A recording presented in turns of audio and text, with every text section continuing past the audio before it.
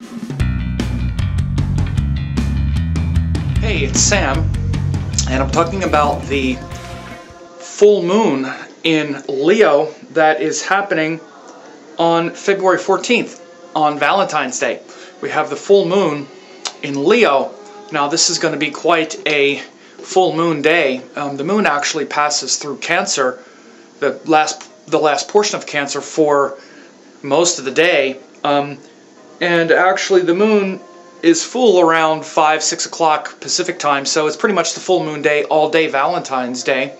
And of course, Valentine's Day is that day of romance or not, and that day of emotional, pressure on couples to have that Valentine thing happen, right? It's Valentine's Day, da, da, da, da. So that means there's pressure. So if you're in a relationship, then it's a day to celebrate that. If you're not, it's the day to be sad and want to kill yourself. I'm sorry.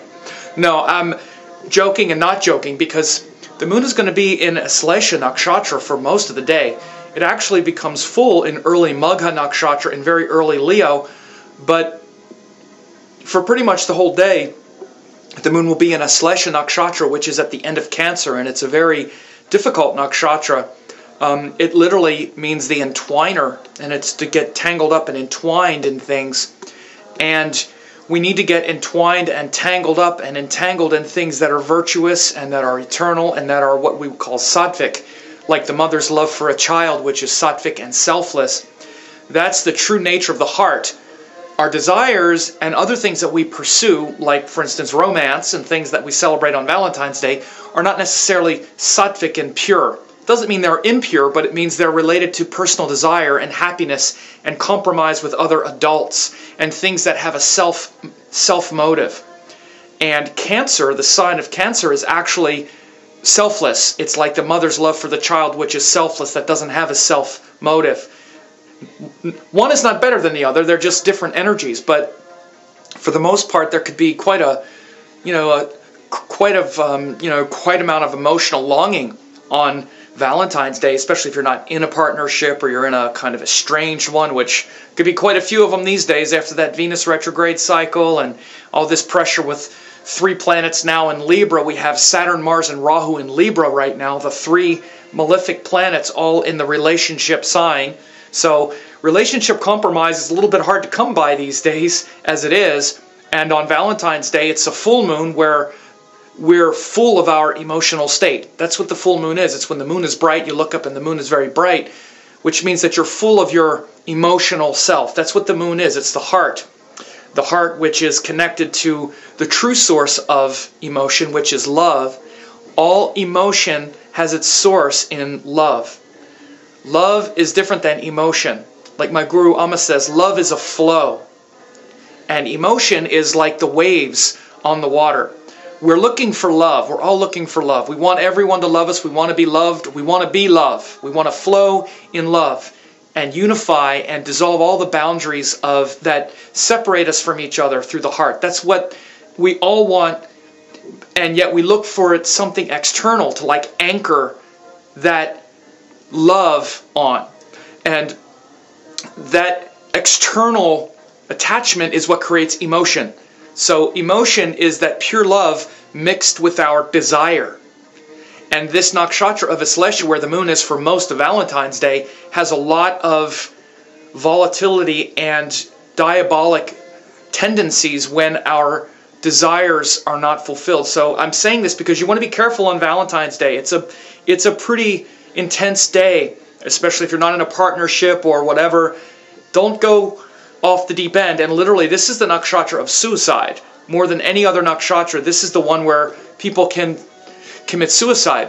A lot of times when I see a person who has committed suicide, when I look, I see something in Astrology. It's also the nakshatra of eating disorders and things where we have an unhealthy attachment to our desires. So, but again, the moon is there for most of the day. It's in Cancer, but the actual full moon happens in Leo, very early Leo. And it's to harmonize and contrast the Aquarius principle, because the full moon is in opposition to the sun sign. So the sun will enter Aquarius the day before, which shifts our focus onto things that are more universal, things that are about cultural contributions and higher, service-oriented things such as, like nonprofit organizations and higher causes that we serve to make the world a better place, and things where it's not just about our own individual needs and our own individual passion. So that's where the sun goes. The sun goes into Aquarius, universalizing our identity. But that full moon is in Leo. Again, so now the full moon is in Leo, which is opposite the sun, and it's bringing this glory of the individual to the mind. So this glory of the individual to the mind is what we're going to really experience on that full moon, especially once the moon becomes full. Again, that full moon day, which is called Purnima, which is the last lunar phase before the exact sun-moon opposition. The moon is actually in Cancer for most of that day in Astrology Nakshatra. Then it goes into Leo for the last few hours and then becomes completely full in the early nakshatra of Leo called Magha. And so suddenly, after not being appreciated all day on Valentine's Day, you're going to get all riled up. Look at it that way. When the moon goes into Leo, you'll be like, well, you should bow before the king or bow before the queen.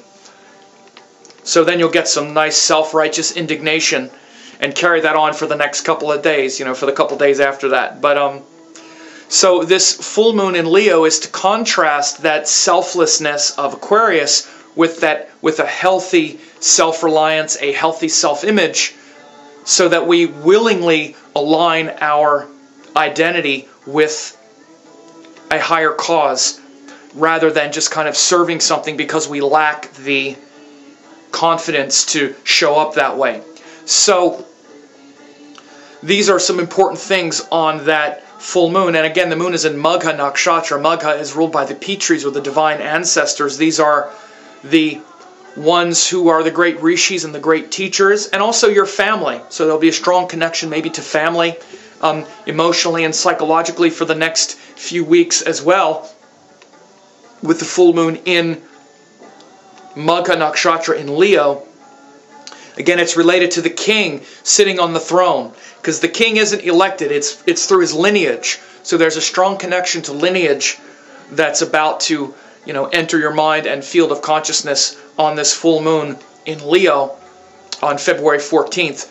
And as I said, some other indications that are happening right now. We have Mars, Saturn, and Rahu in Libra right now. So it's not easy for relationships. It hasn't been for the last year or so, and certainly now that we have Mars also in Libra, Mars, Saturn, and Rahu, Libra is the sign where we learn to compromise and honor another's wishes equal to our own. It's the sign of adult relationships, of adults interacting with each other, compromising, playing fair. So Mars just went into Libra. So again, that's also, really polarizing certain relationship dynamics. If you're in a relationship that has some power struggles, you could really be feeling it exacerbated a lot more, the last week since Mars went into Libra.